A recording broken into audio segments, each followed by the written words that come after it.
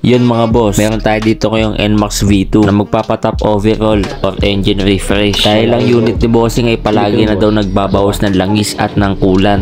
Ang odo nito mga boss ay 47,000. Tamang tama lang ang odo ng unit na ito para magpa-engine refresh. Start muna natin yung unit mga boss.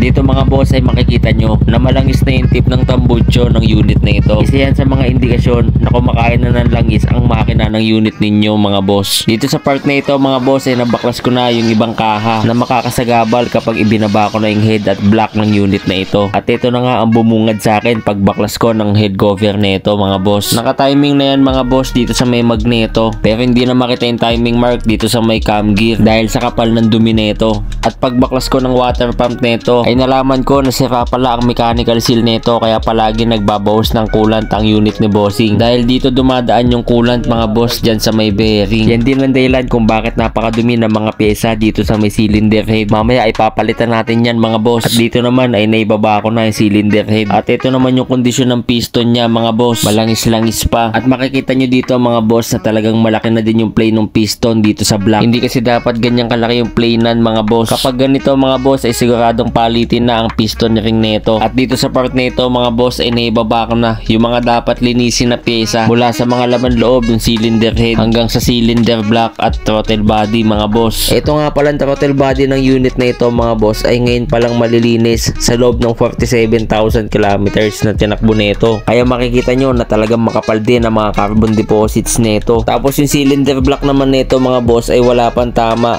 Piston ring lang talaga ang naging problema. Medyo sinuwerte-swerte pa dito si bossing at makakameno siya ng konti sa gastos. Makikita nyo dito sa video mga boss na talagang napakakinis pa ng block na ito. Tapos ito naman yung mga piston ring niya mga boss, at kung makikita nyo pakat na yung oil ring nito. Para sa hindi nakakaalam mga boss, yung oil ring ay yung piston ring na nasa ibabang parte ng piston. Ayan yung dahilan kung bakit kumakain ng langis ang makina ng NMAX na ginagawa natin mga boss. At dito sa part naman na ito ay nabaklas ko na yung water pump. At yung kulay black na yan mga boss ay yung mechanical seal nito. At ito yung mga pyesa na ipapalit natin. Lahat ay Yamaha genuine parts mga boss.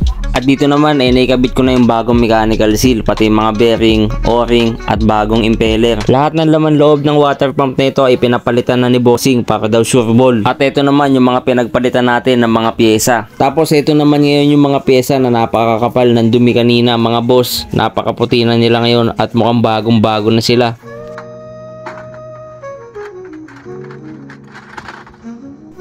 Ito yung cam gear mga boss na kanina ay hindi makita yung timing mark, ngayon ay puting-puti na din. Ganun din ang throttle body nito at intake manifold mga boss. Ganyan tayo tumabaho dito mga boss para maramdaman nyo na talagang sulit ang mga ibinabayad ninyo.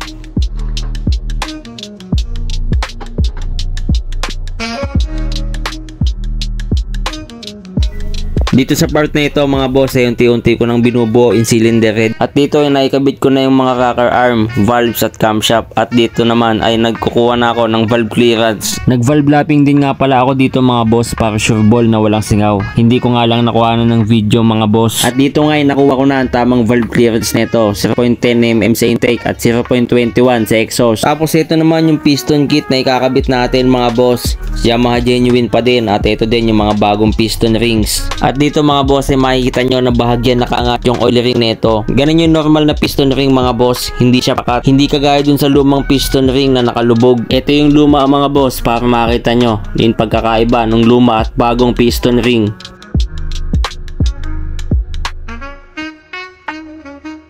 At dito naman mga boss ay naikas ako na yung block at yung bagong piston mga boss. Ayan, napakaganda sa mata. Tapos pansinin nyo dito mga boss yung play ng bagong piston at piston ring kumpara dun sa kanina. Napakaliit lang nung play. Ayun yung normal mga boss. At dito ay naikas ako na yung cylinder head. Gamit tayo ng torque wrench para pantay-pantay ang bawat torque ng mga nuts. At dito ay magsasali na tayo ng langis mga boss. Nabuo ko na yung makina dito sa part na ito. Hindi ko na lang na masyadong nakuhanan ng video yung iba. Hindi ko muna ikinabit yung radiator dahil meron pa akong ibang mga checkings na gagawin dito. Okay, first start mga boss.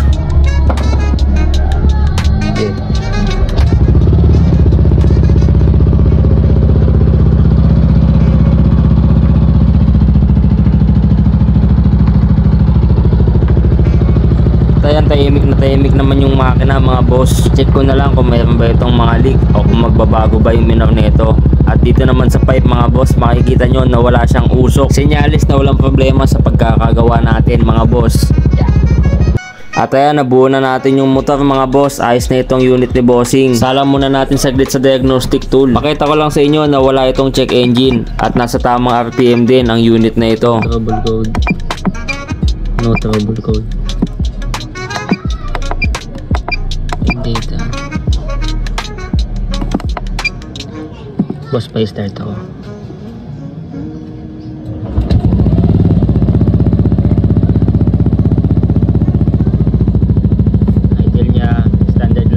At ayun, nasa standard naman siya na RPM mga boss. Hindi mataas at hindi rin mababa. Tamang tama lang. Ayan, nakalagay din dito 16 plus minus 100. 151. At ayan, goods na itong unit ni bossing. Pwede niya na itong iuwi. Start ulit natin mga boss.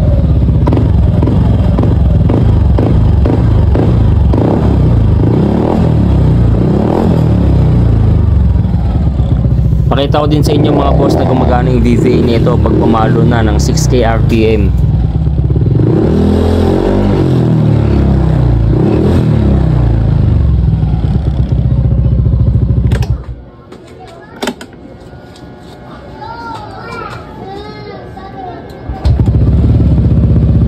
At yun, one click naman itong unit ni bossing. Talagang goods na itong unit ni bossing. Yun lang mga boss, salamat sa panonood at salamat din sa tiwala mo bossing.